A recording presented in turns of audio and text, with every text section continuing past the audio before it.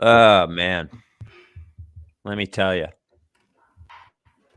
The thing about doing the filter in thing after a game is I don't want to talk about the game. I told CJ I had a very dangerous moment tonight where I was watching the game on the couch, exhausted as always. And like 3 minutes left in the third quarter, I decided I'll lay down next to my dog and watch it on the couch. And I fell asleep for 90 seconds. And I was that close to missing the podcast. That is dangerous. That would have been really funny. Yeah. You can't. I would have laughed. You can't pretty lay hard. down. You can't lay down. Spike fell asleep in a regular evening East Coast game. Podcast. Yeah, missed it. Almost happens every time. Around 8 o'clock at night is when I'm watching the game, and I'm like, I don't think I can do this anymore. And then I have to push through it. Once I push through that, I'm good. All right, here we go. Live. Recording it live on YouTube. Yeah, live on Twitter, live on Twitch. Hi, Twitch. Excuse me. The Rights to Ricky Sanchez podcast is presented by DraftKings Sportsbook. Sign up for DraftKings Sportsbook by using promo code RTRS and brought to you by Seat Geek. Get $20 off your first order by using code RTRS. Adam Ksebe, the official realtor of the process. Body Bio, supplements for a healthier life. Get 20% off with code RTRS20 at bodybio.com. And Stateside Urban Craft Vodka, also home of Stateside Black Label Bourbon, the official sponsor of the Corner 3 newsletter, statesidevodka.com. On the show today, the Shorthanded Sixers, 2 in a row, 2 moral victories in a row, right there at home at the Wells Fargo Center, as the Sixers are missing Tobias Harris, Joel Embiid, Matisse Thybulle, Isaiah Joe, all in COVID protocols. The second game also missing Seth Curry, who has a foot contusion. But man, they made us proud, I would say. And another trade rumor that seems just ridiculously unlikely in the story of number 25 on the Sixers, and a good mailbag, always a good mailbag. Tomorrow is the last day to get those new shirts that we have. War, what is it good for? And I am not a babysitter. RightsRickySanchez.com is where you go. Without any further ado, Amos and the chef. Laddie, sweetie, the man is here.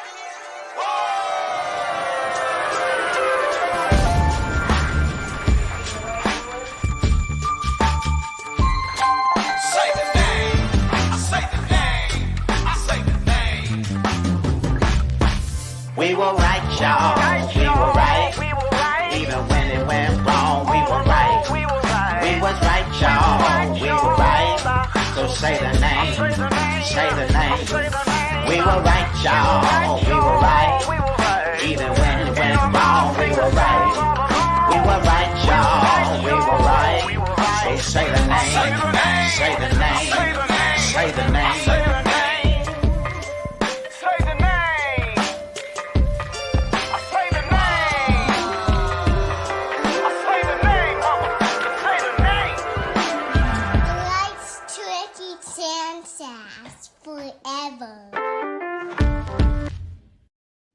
Welcome to the Rights to Ricky Sanchez podcast. I'm Spike Eskin, along with a guy who is now ready to devote any free time he has to the college basketball season, which has begun. That is Mike Levin. Hello. It is college basketball season. It is moral victory season once again. Frustrating. A little frustrated at myself. And I started talking to myself yesterday as I'm watching the Knicks game. Being like, they don't deserve, they're not going to win this game. You shouldn't be getting upset. This is fine. There's not a chance. I was just really giving myself like a pep talk. And Alyssa walks in the room and is like, who are you talking to? What's going on? Because I was You're really doing that out loud? I was doing it out loud. I had to be because I at one point was complaining about somebody or was upset that somebody didn't make a rotation or something like that. Like Seth, I think, was very far away on a shooter for no reason whatsoever, and then was just late on the closeout. But it's look, this team is missing arguably their, we don't think good, but 4 of their whatever best players. Yeah, there's tonight 4 starters basically, and tonight 5 with Seth. Oh yeah, and just crazy that I would say that the NBA is forcing them to play. I think it's stupid. I think they could have been like, let's postpone the game for another time. Happens in baseball. They could have figured out a way to do it. But in lieu of that, just like an incredibly gutsy effort from these guys. Yeah. Just like wildly gutsy from all of them. I would have liked, the odds of that. I'm like, this is why I'm mad at myself, because I would have liked one of these games to just be like a pure tank game. Like I would have just been like, let's lose it. Give me 40 minutes of Aaron Henry. Like have somebody have like, I don't know, like Danny Green come out to half court in like a fuck Adam Silver shirt and just like get tossed immediately and be like, okay, great. We got that out of the way. And now we're just going to lose. Maybe Doc plays backup point guard or something. Any of it. Any of it. But I think, because it's like, well, these guys should be resting, and I'm worried about Maxey saying he's tired and all these guys, but it's like, you know what? They probably want to play hard. Why am I giving a fuck? Why am I being like fatigue police?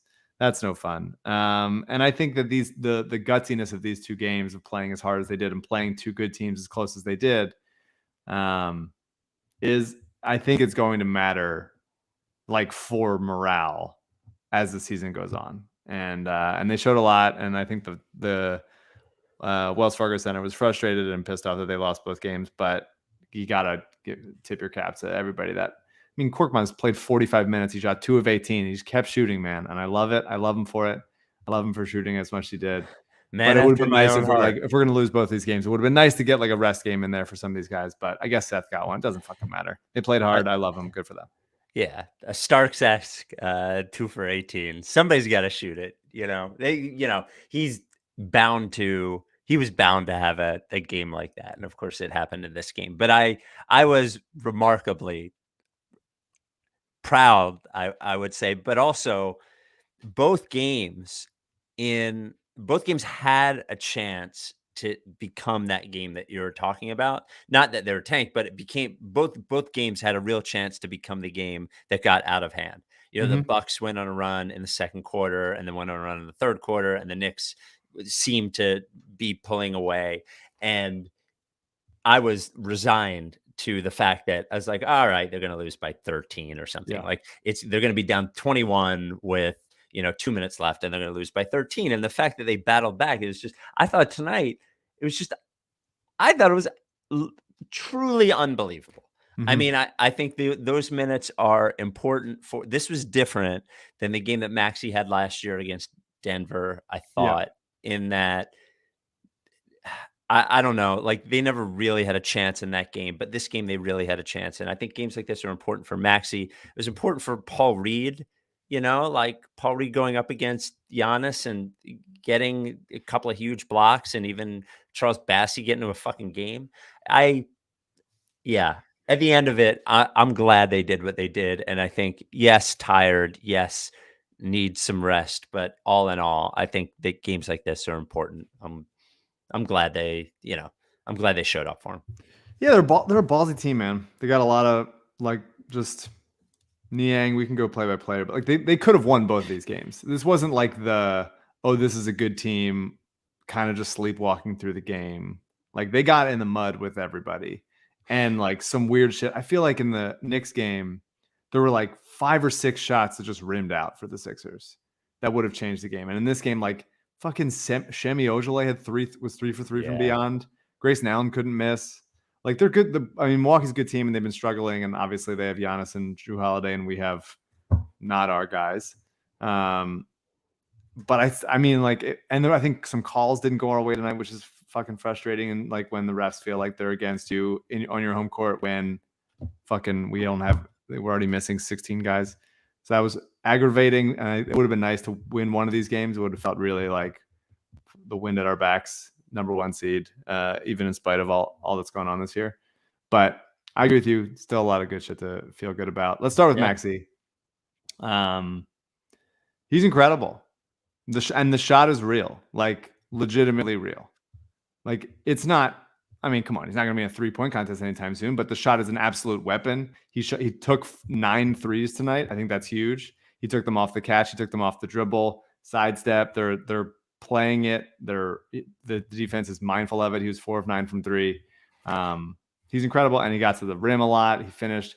I would have liked to see, there were a couple times towards the end. I mean, everybody got tired, obviously, but a couple times towards the end where he kept relying on that, like, just drive right scoop floater that they eventually just kept blocking and baiting him into a little bit. But he's super fast with the ball in his hands. Is incredible. But I believe in the shot. I really believe in the defense. I thought he played really, really good defense, moved his body well, got his hands in there. My favorite play of the day was a Maxey hit ahead pass to Drummond for a transition dunk. That I loved. I would love to, like, it's not, I can't think of many examples of him doing that, of him just like having his head up and like making a gutsy pass.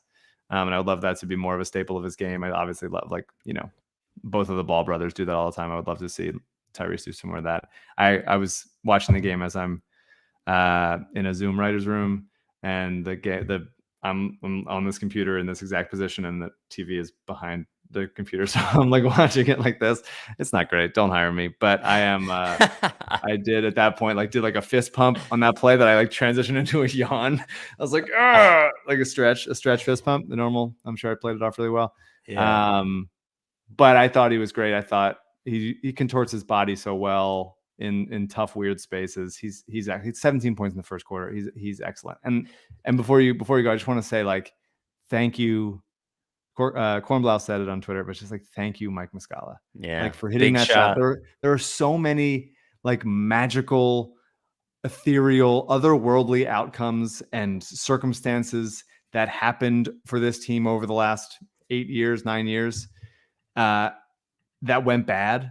That, like, all these things had to happen. Like, obviously the pick swap was beautiful, but then it led to the Markelle trade, which obviously became tragic. But, like, for the Muscala shot, and we're watching it and we know we're getting that pick, like, for that was such a beautiful moment. And now he's here, and a manifestation of that. And it's just like, I feel incredibly grateful. Once we can hold a live Ricky event, we are 100% raising a banner for Mike Muscala. It will not be forgotten. And I just am grateful. I love Max. He's easily one of my favorite players ever already on the Sixers. Like, he's just so fun to root for. And I think this team, like, plays with his kind of spirit. And even as weird as, like, the youngest guy in the rotation, but, like, it's incredible. He's amazing. So speaking of live Ricky events, the Blue Coats have asked us to do another night. I don't know. I don't know if the Blue Coats, the Sixers keep going the way they are. I think they'll probably need half of the Blue Coats on the roster by the new year anyway. Okay, so I agree. The look ahead pass, he has become more aware of the things around him on the court. One thing that we said about him last year is that he got better as the season went on, which is not something that happens a lot of times, especially, he got buried in the rotation for a while, but he got better and he picked up on things. I think even as this season has gone on, he's gotten better with his court awareness of other players on the court. I am encouraged that he is shooting, and with the shots that he is shooting, he is shooting step backs and he's shooting some spot ups, and he was passing up so many of them earlier in the year. I don't quite believe in it yet. He still looks like a 33.5 point 3-point shooter to me because he's heaving it. But I think his willingness, it doesn't like look janky or anything. I just don't think he's strong enough yet to be a serious NBA 3-point shooter, but he's doing it. The one thing that I wish he would get is that it seems like he never gets to the rim like unabated. Like, everything is a floater or high off the glass or falling away. Like, there are very few easy layups for Tyrese Maxey. And maybe he's missing like a signature move off the dribble, to get him there or something like that. But that is the one thing as I'm watching him, is that, like, I wish there were some buckets that seemed a little bit easier for him. But he's been, like, all that said, that's just what I'm thinking as I'm watching him. He was, awesome. What, he scored 31 tonight? Is that what he had? Mm-hmm. After 17 in the first quarter, and then a dry spell, and then coming up really big in the fourth. I agree with you. I thought he was excellent in games like this where he has to do it, are like almost even better for him. Like, they get more out of him when they need it, Yeah. And it's worth saying also, 39 minutes tonight, 0 turnovers. And he just, like, That's crazy for a guy that's handling the ball as much as he is and a Yeah. guy as young as he is. Yeah. I believe in the shot more than you. I mean, 33.5 in some seasons, yeah, he'll get that, but like just it being a weapon and it being something that they have to guard against. We made this point a couple times that he seems way more comfortable off the dribble shooting than off the catch. And I think he's still incorporating it, and there's still going to be ups and downs, and there's still going to be when a guy's running at him. But the point that Derek made on Twitter, Derek Bodner, that I thought was good was like the being able to shoot off the dribble is a bigger deal for him and his like primary scorer ability, but being able to shoot off the catch comfortably is a bigger deal for him playing with Joel, which I thought was an important point there. Yeah. I think I take your point about like him just getting to the rim and feeling like every shot's a tough shot. And I think it's just, he's obviously very fast, but that's kind of the only tool in his arsenal with the ball in his hands right now. I would love him to develop a little bit more change of pace, a little more like on balance, and then use the speed sometimes, but not that be the only thing. Like mix it up in there a little bit. The floater is incredible. Him hitting floaters like over Giannis is unbelievable. He got to line a couple times tonight, but I still think they're not giving him enough calls. And I think he would get those calls more if he wasn't going so fast, honestly. But that's the next development in his game. But for him to be a second-year player as young as he was, playing an off-ball role at Kentucky, getting drafted at 21, and then coming here, like he's great. He's incredible. I felt like I was being, best case scenario if he became, as good as Mike Conley is now. And he is right now. And then he's been playing incredible basketball. And part of the reason why they're successful, even with all these injuries and having, a massive hole in their roster. I don't know if you said as good as Mike Conley is now. Is that what you said? Yeah, I mean, I think prime Mike Conley. That's over. That's overshooting it in the second year. But okay, I think he's been better than that. You mentioned live shows. Live shows are back, not for us yet, but live shows are back. Live sporting events, comedy, concerts. Perhaps when we have a live show, we will use Seat Geek as our ticketing partner.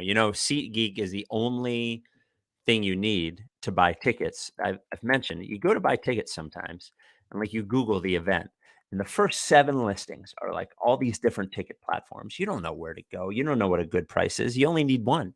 You need Seat Geek to get your butt in a seat at a show or a sporting event. I was looking up Andrew McMahon, one of my wife and I, our wedding song after we got married and we walked away was "Dark Blue" by Jack's Mannequin. Andrew McMahon is playing Saturday at the man. I want to say it's not the Electric Factory anymore. Fuck. And didn't we do the last show as the Electric Factory? We did the first show as the new name. Franklin Music Hall. Franklin Music Hall. So right now, Andrew McMahon, I'm like, how many tickets do I want? 2 tickets, $71. Now they say that is only a good deal, 6.5 on a scale of 1 to 10, but there's only like 8 pair of tickets. So right there, they score the deal. They tell you whether it's a good deal or a bad deal. Score 1 to 10, or if you don't even look at the numbers, they color code it from red to green. Dark green being a great deal, red being, whoa, buddy, are you sure? You only need one app to get tickets, only one, and that is SeatGeek. Why would you use any other one? That's why there's so many 5-star reviews on the App Store, over 50,000. SeatGeek, SeatGeek, SeatGeek. Here's the thing. Use the code RTRS, get $20 off your first SeatGeek purchase at SeatGeek.com or on the app. That is promo code RTRS. You get $20 off your first SeatGeek order. It takes all of the ticket sites and puts them in one place for you, so you don't have to worry about those other ones. Very easy, like Kayak, but for tickets. SeatGeek, code RTRS for $20 off. Not the greatest, as you mentioned, Ferk game. I don't think he did anything other than miss shots. It wasn't like sometimes the shots aren't going to go down. Was he 1 for 10, I think, from 3? 1 for 12 from 3, but the night before he was 5 of 12. I mean, he played 40 minutes last night, 45 minutes tonight. He's going to get tired. And everybody was short on shots, especially in the fourth quarter when they stopped being able to hit anything. And the closeouts looked so exhausting in the fourth quarter on Milwaukee. Exactly. Front rimming everything. It's just like this happens. Doc promised a 10-man rotation and got 7 and a little bit of Charles Bassey, 5 minutes of Charles Bassey. And so he's lying. He lied. He was lying. And I get why you won't play those guys, but like, I don't know, man. I don't know. I would have loved to see like especially when Korkmaz was as cold as he was, like give him a little bit of a break. Put Aaron Henry in for 4 minutes. Like there's something. I think we got it. You have those guys. You said you were doing a 10-man rotation. You knew who was going to be here. Even if Seth was here, then maybe you'd have an 8 and 4 minutes of Charles Bassey. Is not like he lied to himself. He lied to himself. I think what happened was he just didn't think it would be as close as it was. And what happens is he starts smelling blood with maybe winning a game. And then, what are you gonna do? And then, but like he keeps doing that though. Like, and he keeps being surprised. He's a fucking idiot, Mike. He's he's been an idiot his whole fucking career. Like not being reluctant to play B-ball Paul as much as he is. Like Paul has gotten better and has shown each time he's gone out there, he's gotten better. And for him to be like as good on Giannis as he was tonight, and then like basically depend on us. I'm obviously a big George Niang defensive defender. But like he's just not fast enough or long enough to hang with Giannis, and very few guys are, obviously. But Paul was doing a good job on him. Like he started the game, he had a putback dunk on Giannis early. He blocked his drive and talked shit to him, which was an incredible amount of fun. And Giannis doing kind of the Westbrook thing, which he did in the same arena, where he's like, "What the fuck? This guy?" And he was just good, man. I thought the refs bailed Giannis out a few times. That happens all the time, but like Paul didn't really get overpowered. There was like a wired for sound or whatever of Doc talking to Paul, and he's like, "You just got to stay square with him because as soon as you're alongside him, he's just gonna like get you out of the way," and he did. But I thought he stayed square with him a lot. I understand like. I don't understand. I understand why you want to be like, we got to keep Drummond in for rebounds because obviously Drummond has done his good thing. We'll get to Drummond, and like you want shooting in there, but like Paul Reed was the only chance against Giannis that they had. Yeah, but then he started getting muscled in the second half. For sure. But he's still better than anybody else they had out there, and Danny can do his best, but especially with the hamstring, he's just not that. Wasn't there yet, and I would have liked to see like, especially in a game where he was like, found money if they win. Just been like, we are matching Giannis's minutes with B-ball Paul, and we'll move him to center or whatever. I mean, Niang can cover, Bobby Portis or Shemi Ojale or whatever. You didn't need like Drummond did good for what he does, but like I would have liked to see this be like, hey, Paul Reed is earning these minutes, and he's also the only chance we have against him. And he had a nice block on Drew. That was great. He just he played really well, and he's going to make stupid mistakes on offense. He's going to like over dribble sometimes. He's not gonna like. There's one time he's like fading away on like a little with Drew Holiday on him. It's like, dude, you got to be physical. You got to be more physical than him. And there's gonna be mistakes for sure, but you got to let him work through those things because. And we can go to Drummond now. Like Drummond is very, very. Oh, sorry, go ahead. Just one quick thing. Like you made the mistake last pod when you were like, they're competing above all. You got to give credit to Doc. You went and gave credit to Doc. Doc you do have to give some credit to Doc. No. They clearly like playing for him, and he's getting a lot of these guys. It's like this is what Doc does best. It's the Clippers thing. It's like they're backs against the wall, us against the world. Like he, for some reason, gets a lot out of those guys. Maybe with a more favored team, doesn't get the most out of those guys. That's a weakness. But like when he does well, you gotta cover for him. So Drummond is like obviously excellent what he's excellent at. Like 17 and 20 and 14 and 25 in back-to-back games is incredible. Like he did a bunch of good stuff, and I hold him to a high standard. As like anytime he doesn't come up with the rebound, I'm like reading into it, which is over. Like you can't. No one's gonna come. Rudy Gobert doesn't come up with every rebound, but like he does a good job at what he does a good job at. But as we're watching like Shemi Ojale, Bobby Portis take wide open threes when Drummond is on them, is just another reminder of what a struggle it will be to play him in the playoffs in a match the wrong matchup. And I thought that I would have like as much as Drummond does a good job getting rebounds, and we didn't seem like we got killed on the offensive glass tonight. I'd have to check, but it was frustrating to be like there's just easy open looks, and when they put Danny into cover. Then Drummond was inexplicably on the, I think it was Grayson Allen at the end, hit a big three to sort of put the game out of reach. It was just very frustrating. And then on top of that, the thing I liked more about Drummond than Dwight Howard is that he could be a guy to get you a bucket, do the get you a bucket thing where it's like there's shake out there and he's occasionally too slow, and Korkmaz and all those guys. We can at least have Drummond with a mismatch, and he can just pummel a smaller guy to the rim. But he hasn't been doing that.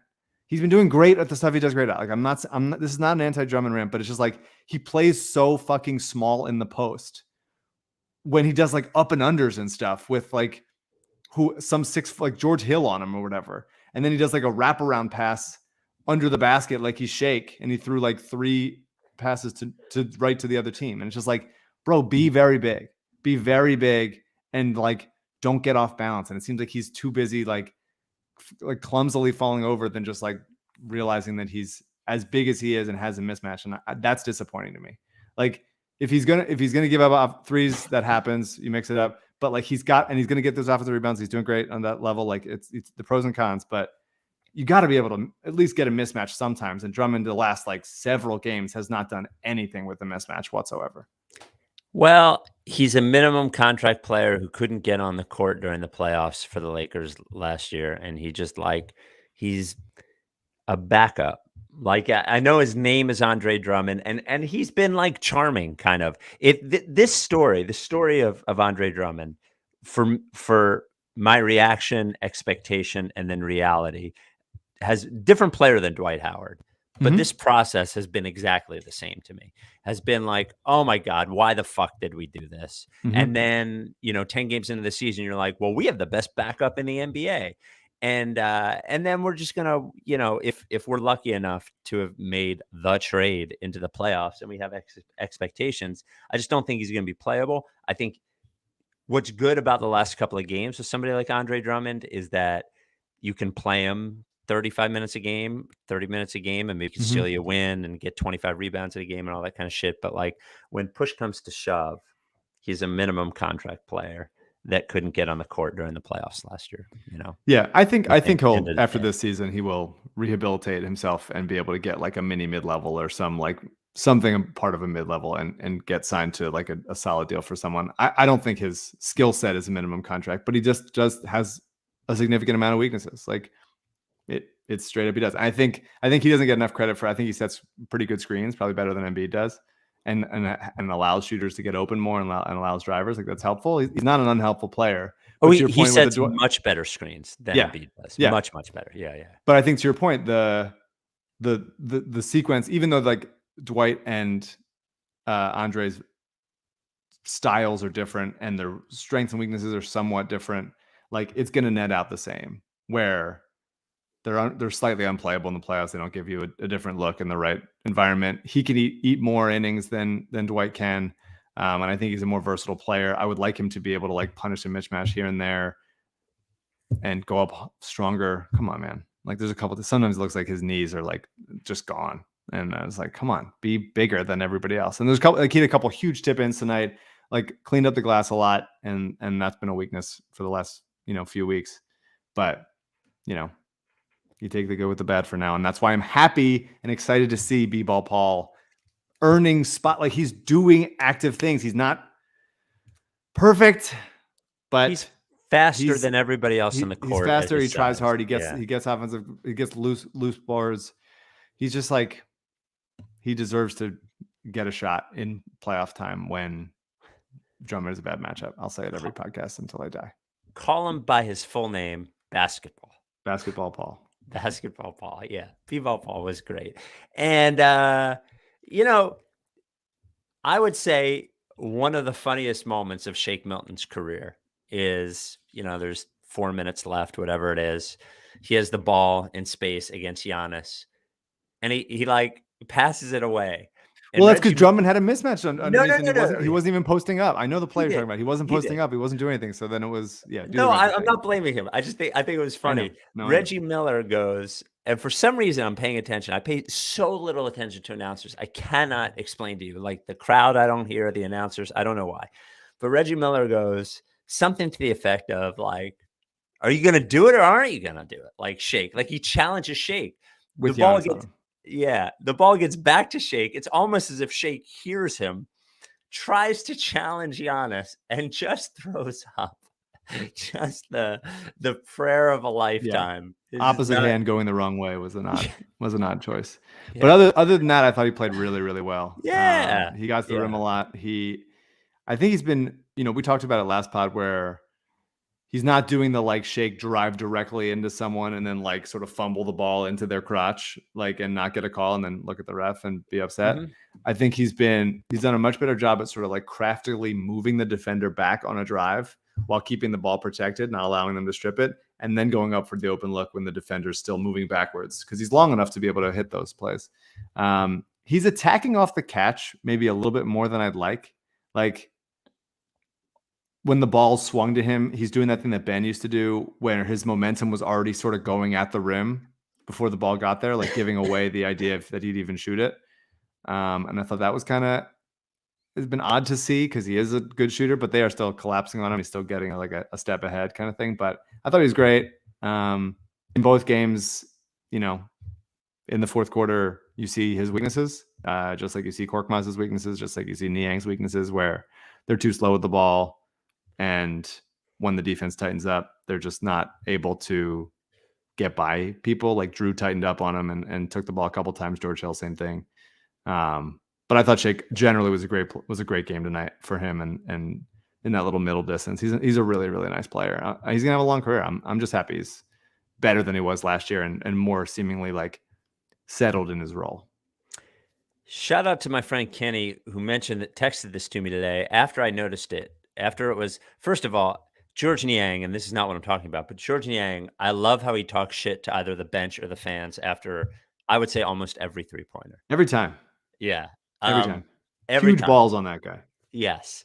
Huge balls. And also, he does have smoker's arms. And there was a point where it was Niang and Bobby Portis like sort of going at each other. Bobby Portis, who was built like Grimace or something.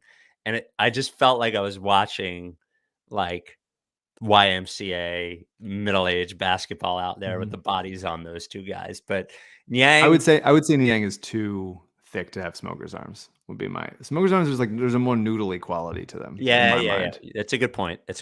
Skinny fat is smoker's arms. Yeah, there's just no tone there.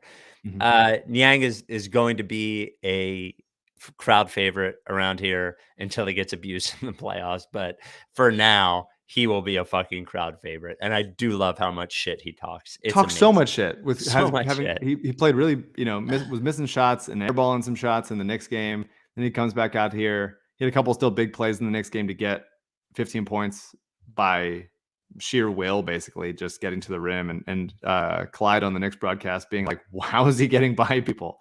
Which I think is really funny. And it's just something that he didn't get to show at Utah at all. He had 21 tonight. The shots were falling and he was still getting to the rim. I thought the D was pretty good until Giannis decided it wasn't good enough. I thought he had a couple nice plays with his hands that the refs like called a foul on, which I thought was bullshit. And I love that he got teed up.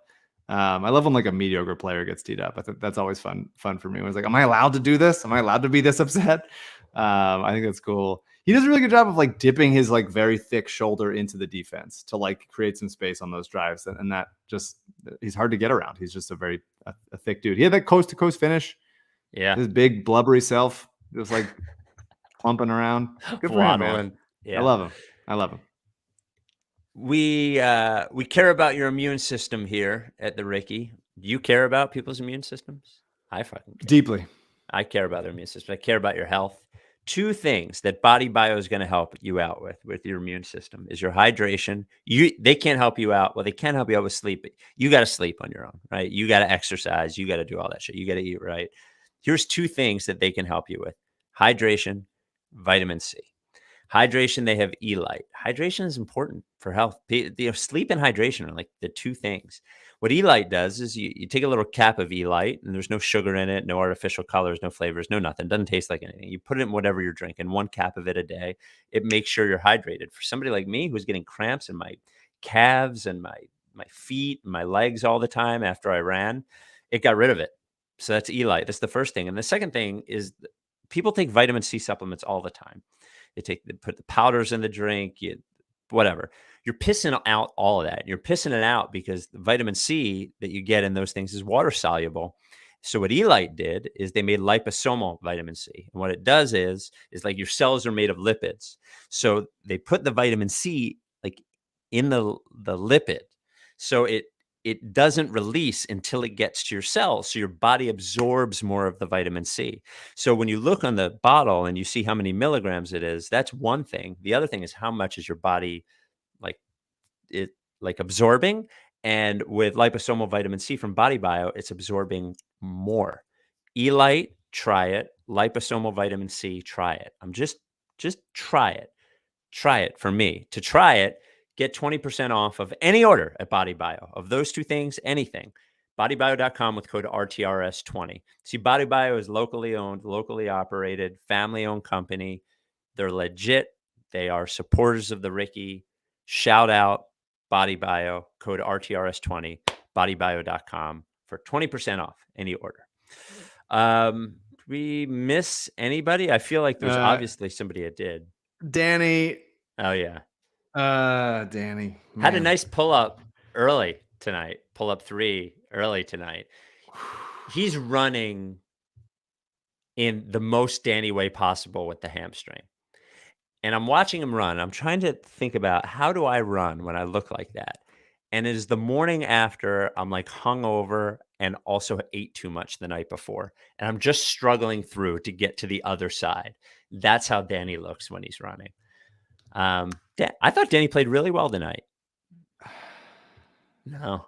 If he just did Danny Green shit, where he was like, I only do this shit. I do Danny Green shit. He could teach a fucking master's course on doing Danny Green shit.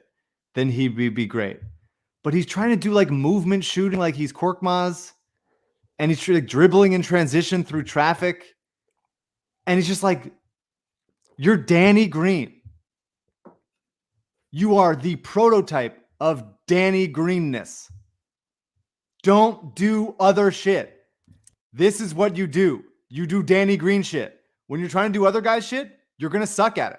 And he did. And he's like airballing off movement and he's dribbling in transition. He's throwing the ball to nobody. He hit some big shots though, bro. And then after that, he hits catch and shoot threes, which is Danny Green shit. He can do Danny Green shit. He does Danny Green shit really well. But when he tries to do other guys' shit, Russell Westbrook shit, or friggin' Bradley Beal shit, he's not going to do it. Because he's Danny Green. And he must simply only do Danny Green shit. You got to take the good with the bad, bro. You don't. He doesn't have, it's not about doing more. It's about doing exactly the things that you're good at. No one's like, we need Danny to do more of this stuff. Like, it's not like it's Paul Reed where you're trying to like get him to do stuff. It's not like it's Embiid where you're like trying to get him to take threes or pass better. Danny, no one is asking you to do a single thing other than the things you're really good at. And do those. And then like, if someone asks you to do something else, walk off the court, walk away. Mike, you don't get in the car with like a drunk driver, like walk away, like go home, call a cab. If someone tries to tell you like bring the ball up in transition, dribble the traffic, make like a tough pass, don't do it. You're not allowed. Shouldn't be allowed. That's someone giving you bad advice. Danny, stop. Do your shit. You're so good at your shit. Fuck. You don't know if you try until you try. I don't know. He hits big shots, and I feel like he's got to do all of it to hit those big shots. You know, he's an important player. That's firmly in his department. It's firmly. I'm totally fine with him. He can take as many catch and shoot threes as he wants, anywhere, especially the corners, but anywhere. Anything else? It's not his department. Get out of there. You trying to sell tickets, Danny? You trying to like design the jerseys? Not your department. Don't do it. Don't. No, you wouldn't let anybody. Trying to do the laundry? No. No one would ask you to do the laundry. No one would ask Danny Green to do the laundry of the Sixers. And so why would anyone ask him to do other stuff that he can't do? Remarkable. Do your shit. Fuck. Charles Bassey blocked the stuff out of Giannis twice at the rim. I loved it. He did. I loved it. That was great. Yep. That was nice. Korkmaz didn't play well, but I want to call out two things. In the Knicks game, he had a jumping behind the back pass going the opposite way to Maxey. Yeah. And it's unbelievable. And Maxey had to hit it, which was nice. And then he had a spin move into a finger roll around Portis, and he missed it in this game. And I don't care. And it was just so nice. I'm so happy he did. It was beautiful. Did you see the quote from Doc about Furk, and he said the good thing about Furk on Korkmaz is that when you call a play for him to shoot it, he always shoots it. Absolutely. Incredible. And I want to shout out Seth was so good this season, but he was really good against New York, and it's a bummer that he hurt his ankle. He's just like carving the Knicks up. Like it's unbelievable. And he's started becoming like a little bit of a pest on defense, doing a little grifting for fouls, which I like. And so it's a bummer. We obviously didn't talk too much about the Knicks game, but they battled, man. They're playing hard. They're battling. It would have been nice to steal a game, but I think they're winning over a bunch of fans that were really tired of the Sixers bullshit. For the last couple of years. The Apple Podcast 5-star review, you thought you weren't going to get it, but this is a good one. We're at 2,948 5-star ratings. When we get to 3,000, I read all of the reviews on one pod. It's brought to you by Stateside Vodka tonight. Stateside Vodka is the sponsor of the Corner 3 newsletter with Zoe, which comes out on Thursday. Sign up at writesrickysanchez.com/newsletter. Their small batch black label bourbon is available right now. Now is the time. StatesideVodka.com. Come on. You got to be 21 to drink. All right. This comes from DJ Swanee Swan. Mike Levin, out of context. The following mic phrases are taken directly from the last episode of the pod in reference to George Niang. Oh, boy. Quote, switchable on most guys, certainly slow-footed, smart, hard to move, physical. He gets his hand on a lot of balls and makes stuff happen. He's not small. I've been asking for it all off season and during the season, and he's doing it. I think it looks good, certainly interesting. He finished through contact 4 times. He doesn't just pump and go. There you go. Mike, out of context. Basketball is a very sexually suggestive game, and I'm fine with it. I moved out of Reading, PA a couple of years ago, and now in the DC area, the Ricky has filled the void of having little to no friends that are Sixers fans around me to talk about games, and I couldn't be more thankful. Thanks for the awesome pod, fellas. Thank you, DJ Swanee Swan. So we do have a update on the worst situation in the 8 years we've been doing the podcast. You know, I mentioned on Twitter, it's sort of like that moment in Office Space where he says that every day is the worst day of his life, is worse than the day before. And I feel like every situation the Sixers go through is worse than the situation before. And this is the one, this is just the worst one. So the 2 updates from this week, just because we have to, I don't even think there's anything to say. Woj says after initial resistance, he met with a team-recommended medical specialist to discuss his mental health on Monday, sources told ESPN. It is unclear what Monday's meeting means for Sixers' ultimate hopes of a return to play, but it was a change of direction in dealings with the organization. So, what if I saw that report and was just like, yes, yeah, awesome. There it is. Like, what do you fucking say, man? Yeah. Okay. We're giving names. Here's share contact. There you go. Yeah. I love in every one of Woj's tweets, he refers to him as all-star guard, by the way. I love just how mechanical. Did you see the thing that Ethan Strauss released, the deck of Adrian Wojnarowski bragging about his Twitter? Did you see that? No. Adrian Wojnarowski sent a deck to all of the agents that show the power of his Twitter versus all of his competitors. I guess so they will feed him information. It's like, it's a psych. You should look it up. It's a psycho looking PowerPoint. And then the other update, was it Shams that reported the Celtics thing? I believe it was. Shams said that the Celtics were interested in trading and the Sixers would not do a trade unless Jaylen Brown was included, which just seems like an update we're really wasting our time talking about. And I don't know. They're not going to trade Jaylen Brown. Boston, weird shit is happening in Boston. Weird. There's players only meetings early. A lot of Celtics fans that I'm friends with, some of them, not all of them, but are like, Jaylen and Jason play the same position and do the same things. And that's fine when there's Kyrie there and there's, a younger Horford and Marcus Smart, and now they're like, we're just wings and now we're capable. But like both of those guys are capable of being top 20 players.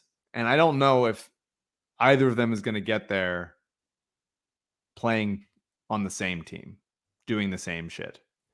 And are you trying to talk them into it right now? I might be. I'm certainly not talking them into it. I think, look, obviously there's not a trade to be made with the Celtics unless it's Jaylen Brown. They're not trading Tatum, and there's no way like Marcus Smart. I'm certainly not Horford. Obviously, Robert Williams does nothing for me. Like, there's just not a trade to be made. So it's either the Celtics are willing to include Jaylen Brown, or there's not a trade there. I wouldn't mind throwing in, like, just because of the weirdness, like I'd throw in, a shake or a pick or something. I don't know, whatever. But like Jaylen Brown on this team would be in this city would be so good. Would be so good. I love Jaylen Brown. I was low on him coming out of the draft. I didn't exactly know what he was good at coming out of Cal, but he just like put it together. Yeah, and everybody made fun of that pick, by the way. Everyone made fun of that pick. It was it was a relatively weak draft class at the time.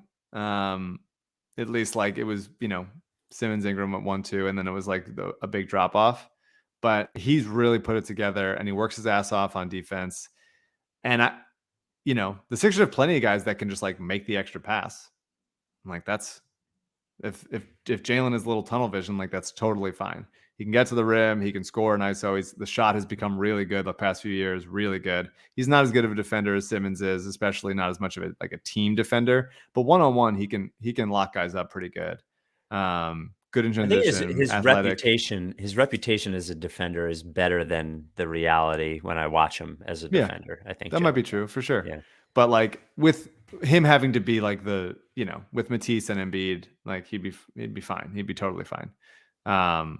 I would love it. And it's weird, Sixers and Celtics have made fairly notorious trades over the last 5 years. A couple of them that didn't really work out too well. They worked out perfectly for Boston either, but it'd be very weird if they ended up with Josh Richardson, Al Horford, and Ben Simmons on the team together. I could see why they would think we are one of the worst passing teams in the league, or one of their like lesser passing teams in the league. Our defense should be good, and it's kind of not. Horford and Simmons have had success together as like just a 2-man unit. It'd be very interesting. That'd be great if that happened. I would love it. I texted Mike O'Connor about it, and Mike said, I was laughing. He said, Smart, Nesmith, and a couple picks, call it in. No, let's get it done. Come on, no, not of course. Yes, I'd love to have Marcus Smart on the Sixers. Yeah, I would mind if Marcus Smart came along with Jaylen Brown. I thought that'd be cool, but I wouldn't mind. That's not enough. That's not nearly enough. The team they have too much depth. They're fucking 8 guys missing, and they still are competing in games. We don't need more depth. I think Jaylen Brown could, especially without Tatum being there. I think Tatum's probably still the better offensive prospect long term. But I think they're both capable of being top 20 guys in the league. I think Jaylen Brown would be fucking sick as hell here, man. I would love it. Before we have some great questions in the mailbag, before we get to it, if you're going to buy a house, if you're going to sell a house, if you're going to refinance a house, I have one name for you. Adam Ksebe. It's spelled Ksebe. He is a friend of the pod, a partner of the pod. He has helped me. I refinanced my house. Unfortunately, I sold it and bought a new house like 6 months later. I wasn't planning on that, but I needed to refinance. I was in PA. I needed to refinance. I called Ksebe, hook me up, refinance. You want to do that before rates go up, by the way. If you want to buy a house, Delaware Beaches, anywhere in Delaware, in fact, in Delaware, Maryland, Adam Ksebe, Ksebe. If you need to sell a house in Delaware or Maryland, Ksebe, Ksebe. And any other state, he can't he can't help you buy a house. He can't help you sell a house, but he can get you somebody who can. And who better to go and interview realtors for you and get the right realtor for you than Adam Ksebe, Ksebe. This is the biggest purchase you're ever going to make in your life. The biggest purchase you're ever going to make in life. That's what a home is. We're talking hundreds of thousands of dollars, paying it off over tens and tens and tens of years. You need somebody that knows what he's doing, who's got a whole team of motherfuckers who is going to treat you like family. Adam Ksebe. Ksebe. The Ksebe team is based out of Long and Foster and Bethany Beach. And let me tell you, if you're going to buy a beach house, not Jersey, Delaware, go to Ksebe. Lower property taxes, lower house prices, better towns. Adam Ksebe. Ksebe. He loves Ricky listeners, and he will take care of you. I promise. That's a promise from me to you. 302-864-8643. 302-864-8643. You can call him or text him there. Adam at processrealtor.com. It's crazy out there buying and selling right now. You need a friend. Adam Ksebe can be your friend. The mailbag, writes to Ricky Sanchez at gmail.com. Writes to Ricky Sanchez at gmail.com. Make sure to send us a basketball and non-basketball question. This comes from Mark. Which do you think would be more likely to happen? Brett Brown is the head coach of any NBA team before the end of next season, or Brett Brown is the coach of the Sixers again at any time in his life? Before the end of the season, Brett on another team? Before the end of next season. It's obviously the first one. Brett's never going to coach the Sixers again. Yeah. I think next year sort of feels prime for it. I've been told he is enjoying his life right now at a very high level, spending a lot of time with his son, who's a basketball player, spending a lot of time with his family, not spending a ton of time trying to convince his dipshit point guard to actually shoot the ball, not spending any of his time in press conferences arguing with my dipshit father, not being hung out to dry by any dipshit GM. I'm sure he's loving his life. It does feel way better. Way better. It does feel like next year, maybe he could be on the bench. Maybe not head coach, maybe assistant coach somewhere, but it feels like next year. Yeah, to be honest, I'm surprised that there hasn't been at least more like, Danny Ferry's name was floated for a while before, as like a little like groundswell. Like there's always the like, okay, put me back out there. Like get me on a list. So people are like, oh right, this guy. And I'm surprised that Brett hasn't been there. I get the sense that like he definitely could be an assistant coach somewhere without a doubt. I get the sense he was, I believe, still getting paid by the Sixers. I get the sense like he is like actually just taking it easy. Who knows? Yeah. But he might be too hot to need to coach. Yeah. Some guys need it, and some guys he's like, I'm Brett Brown. You've seen the pictures. I'm good. Remember, when he just showed up at the fucking live Ricky, it was so good. It was so good. He just surprised everyone at the live Ricky. He was the one with the Stone Cold Steve Austin music, right? That's what we did. Or was it Elton Brand? I think Elton was Stone Cold because I remember him threatening to injure me. Something like that. Yeah. Maxie says Drew Holiday is a player that he modeled his game after when he was a kid. That's pretty cool. Pretty fucking crazy that somebody, I was watching Drew Holiday play basketball in the NBA when he was like 18, and somebody is modeling his game after him when he's a child. Yeah, non-basketball question. Unfortunately, I think this is also a very easy answer. Mike and Spike have to switch jobs. Who do you think is more likely to be successful in the other person's job? I'm talking about real jobs, not the jobs they do on the Ricky. I.e., Spike becomes a TV writer, and Mike. We've gotten this question before. Oh, Mike works managing a sports radio station. Would also involve doing the job from wherever you do your jobs now, i.e., not working from home, etc. The question before, I remember. Here we go. Wow. Yeah. Burst the Stone Cold music. Here we come. Yeah. It was who would get fired first was the previous question. A little different this time. I'm not saying I could do Mike's job. I'm saying that I'm almost certain I would be better at Mike's job than Mike would be at my job, I think. I simply don't know what it would entail. Yeah, probably wouldn't be good. I probably wouldn't be good at all. I run WFAN and CBS Sports Radio, and I just don't get the sense that you would like it. I go in there, I turn the lights on, press play on the radio button. I think I could hide in your writer's room better than you could hide doing my job. Almost. That's probably right. You certainly, at least my current job, you certainly have a ton more responsibility than I have. I'm watching the Sixers game, so it's a different situation. Come on. This comes from Tim. Spike and Mike, I believe I have a fair resolution in the recent banning of Tyler Rhodes. Now, if you're just catching up on I the believe podcast, it's Road. I think it's a single. okay, Not Tyler a Rhodes. not a. Oh, you're not a right. plural. You're right. You're definitely right. I believe I have a fair resolution for the recent banning of Tyler Rhodes. Tyler Rhodes was a Jeopardy contestant that mentioned the lottery party and did not say the name of the podcast. If I read correctly, Tyler will return to Jeopardy for the Tournament of Champions. I don't frequently watch Jeopardy, but I assume that means he will be back on TV. If that is the case, I believe that in order to have his ban lifted, Tyler should have to sacrifice his final Jeopardy opportunity to write the name of the podcast as his answer to the question. Whether it's a shot at $1 million or even to continue in the tournament, he should be willing to fall on the sword to say the name.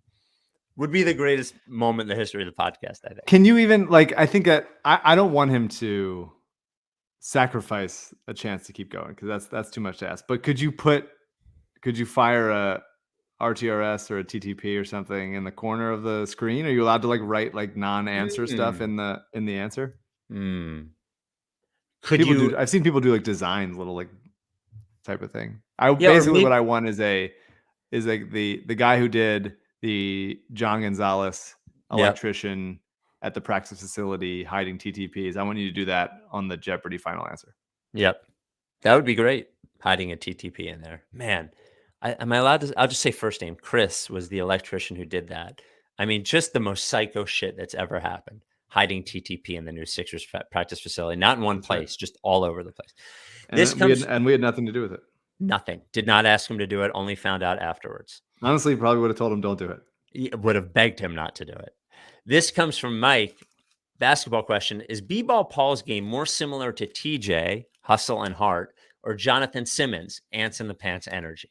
This is a great question. I think I've compared him to somewhere between Rashawn and Thad, but I think it's closer to Thad and John Simmons. I think is more of the there's a little ants in the pants there. There's a little like strange look. But he's long and he gets it done, which is probably another innuendo someone will use, but I'm fine with that. I don't care. I'll take it all. I feel like Jonathan Simmons is when Simmons was good, like he was pretty good with the Spurs, at least as a rotation player.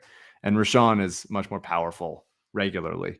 Although his putback dunk was nice. I think there's a little bit of everything. I think I will add John Simmons into the sort of soup, the B-ball Paul soup that we're putting into like a functional NBA player that should hopefully be Embiid's backup for a few years. Non-basketball question. I'm actually trying to think of this as I read it. What is the best date you've ever been on? Was it a special meal, a sporting event, a concert, or a combination? Do you consider a date like if me and Alyssa went out now, like or you and your wife, like is there? Yeah. In my mind, like a date feels like when things are in jeopardy, when there's like courting happening, rather than when you're like, oh, I did this fun thing with my significant other of a long length of time. I think that's the way kind of I approach those things. I would say classically yes, but I think any time that you're with a significant other and you make like a plan to do something, whether there's like not just going for a meal, but I think if you're going out, I don't know. I feel like it's like like an eye test thing, whether it's a date. But I think you can go on a date with your significant other. I think you can. I hear that. My personal definition of a date would be someone that you have to like ask someone out on a date, and which I would never do to, obviously wouldn't to that. Not that she doesn't deserve it. She should. Someone should ask her on a date. Well, not gonna be me. So I would say, the best of my definition of a date, the best date I've ever been on. There's definitely an answer. Do you want me to give an answer? Yeah. I was just thinking of it. So early on in our relationship, and I don't know if it would still have qualified for a date, but I think it would have. The Alzheimer's Association in Philadelphia used to do a black tie event called the Chocolate Symphony, where, it was just like like a night with a dinner and donations and fucking auctions and all that kind of stuff. But at the end, they would have all these local restaurants have their best chocolate things. So we were drinking wine the whole night. And at the end, there was all the chocolate stuff, and kept drinking the wine and ate all the chocolate, kept drinking the wine, ate all the chocolate. I can't believe I'm telling this story. We had a wonderful time. I feel like I was legitimately the exact right amount of drunk for the exact point we were in our relationship. I was dancing. I hate dancing, and I was enjoying it. And my favorite part of the story that I have told before, but not on a podcast, is we got back to my apartment and we began to get intimate, and the wine and the chocolate hit me, Mike. And all I remember is being in the bathroom with my undershirt on, and that might have been it, throwing up and crying because I was throwing up so much. That's the best date? The date where you end throwing up wine and chocolate? Bottomless? I just think it is so funny that it ended up that way. Oh yeah. And then I woke up the next morning. I think I fell asleep on the bathroom floor, finding out that she also had to throw up the wine and the chocolate. And that is, the love of my life, my wife. That is one of my favorite stories. So I would say that is the best date. That is nice. Happy ending. Yeah, it's so much easier to come up with bad dates than like really good ones. Yes, much, much easier. I will say I don't have a great story with specifics, but I would say like anytime I've been a +1 somewhere else, I have generally enjoyed myself. When it is a low stakes, I don't really know anybody. I'm coming in just as like I got no skin in this game. Either whether it was a wedding where I was +1 or someone else's party or a family party. Like I feel like when there's just like no one's counting on me for anything. I'm just a value add.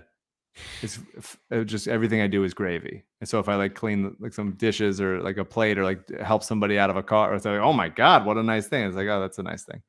I like a low bar for myself. And then when I clear it, I want everyone to applaud. And the final thing, Mike also sent in a jigsaw. I did go to an Anaheim Ducks game one time on a first date. That was weird. Because I'm not a hockey guy, Yeah. Might have been a second date. Val and I's first date was also not a hockey guy, me. Val and I's first date was a Flyers Penguins game. She worked for WISP while I worked for her, so I knew her. My dad gave me tickets on the glass at Flyers Penguins, and I asked her if she wanted to go via Facebook message. And she said, yes. How much do I owe you for the ticket? It's a good start. To this day, I remind her those tickets were like $350, Val. What would you have said if I'd gone 300? 275. I'll give you a discount. Give you a deal. A jigsaw from Mike. For the rest of your life, you can either you can only wear clothing that is comically large, a minimum of 3 sizes larger than what your regular size would be, all day, every day. Or for the rest of your life, you have to call absolutely everyone in every setting champ. There are no exceptions. Everyone is simply champ to you. I could do champ. Really? I could do champ or big dog. All right, champ. Look, if I'm saying anything all the time, they know what you're saying. Aggravating. But 3 sizes too big I'm swimming in that thing. It's tough to play basketball in. I know that the culture is heading back toward baggy, at least in some respect. It is. I think there was definitely a time in my early 20s when I was like definitely too tight, and so like I've gotten away from that. That's we all make mistakes. We all grow. I'll be champ guy. Why not?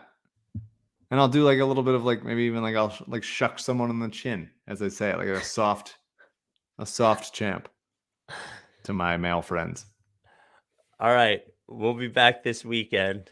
I don't know. Hope we barely mentioned it. Get well. Seems like Tobias is getting better, according to Doc. You're right. Thank you for bringing this up. We forgot to do this. Sucks. It sucks that they're fucking. Get especially well, Tobias and Joel. Yeah, guys who have been out front of this thing and been, pretty vocal about the precautions they've taken. And, especially for Joel, concerns he had, especially with his kid, not wanting to bring this back into the house, showing up to the bubble in the hazmat suit, which was a little bit of a joke, I think. But it's just a bummer. It's a bummer that these guys too, like everybody, it seems, I don't know if they've said everybody that got is vaccinated, but at least most of these guys are. And it's tough. So it also sucks that they were supposed to get their booster like in the next week or something. They have to. I think I read the NBA said that the players have to get boosters by December 1st, or you're basically treated like a unvaccinated player. So you have to get tested more and all that. Yeah. Stuff. So I don't know what the future holds, but it's unfortunate for those guys. And I got my booster a couple weeks ago, and I'm feeling good as everybody else is getting. It's bringing back for the holiday season. Fun holiday gift for everybody. More pandemic. Pretty select. So, Doc said that Tobias Harris is getting better. So and we'll be back sooner rather than later, which is good. I don't think we even know whether Matisse and Isaiah Joe are sick. Like they just entered the protocols, so maybe they were close and not vaccinated. Who knows? I don't fucking know. I'm not trying to guess. But we know that Joel is sick. So get better, Joel. Love you, buddy. Been through enough to feel better. All right. We will talk to you this weekend. Are you done with TTP? Yeah. Lake face.